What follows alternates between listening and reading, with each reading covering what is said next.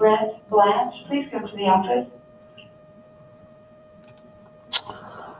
Hello, this is Mr. Burgess. Today, we've got a worksheet we're going to do that helps us review how to graph a linear equation, because we need lots of practice.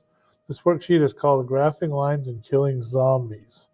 As you can see, we've got a picture of 12 different zombies on this graph, and the same pictures of the zombies are down here on a little list down below.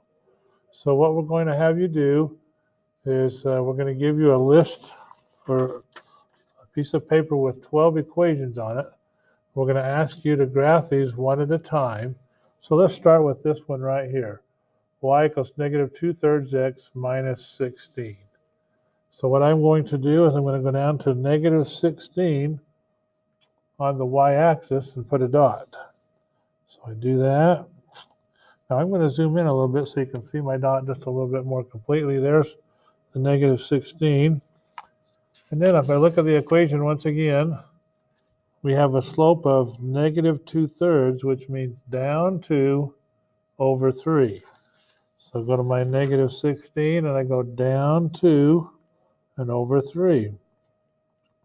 I can do that one more time if I want. Down 2 over 3, and now I have 3 points that I can use to draw my straight line.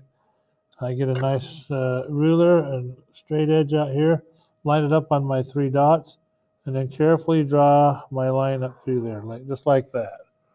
Well, I notice that this first line hits the zombie over here. That looks like she's about ready to bump a volleyball in a volleyball game. Well, if I look down at my list below, she happens to show up in this little spot right over here.